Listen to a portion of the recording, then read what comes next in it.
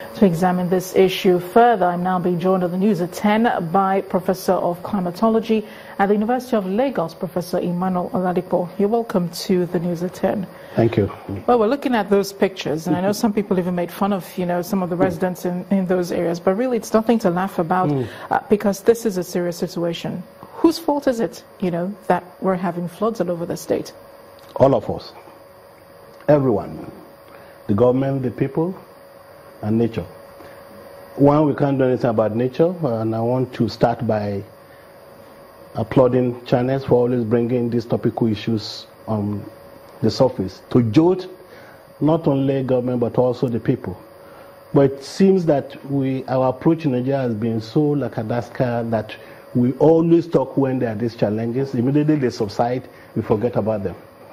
What we are looking at all the way from Ikoyi to Lekki Peninsula and Victoria Island, I think people are not looking at the history.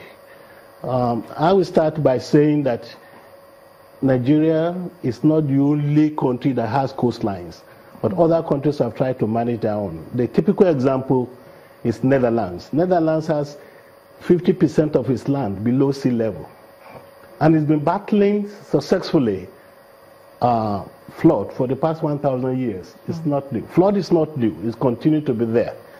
So what is required is that we missed it. I don't know how we are going to go back now. For those of us that grew up some 50, 60 years ago, we all knew what Victoria Island was, what Ikoyi was. When the colonial masters designed Ikoyi and made sure that you have only about 2 or 3 bedrooms in a plot of land that is about 2 or 3 plots, it has a meaning. It has a purpose. The purpose was to have few concrete areas and a lot of wetlands that can absorb a lot of the water when it rains. We grew up, we developed rapidly without good planning, without taking all this into consideration, and we started demarcating all this. Instead of 2 houses, we're having a whole 10-story building and everything. So what is happening is that we have destroyed the natural landscape. We have removed areas which were to be the wetlands, which will have to contain water. And we refused to live with water. You don't fight water. If you fight water, it will fight you back. And I think that's what is happening to us. Yeah, I do believe that nature is fighting back. If you look all over the world anyway, there are many countries experiencing flood. China, India, even the United States also is experiencing flood. So this year is a peculiar year for floods. But there is a prediction, though, about Lagos maybe being submerged by the ocean, either in some years to come or something.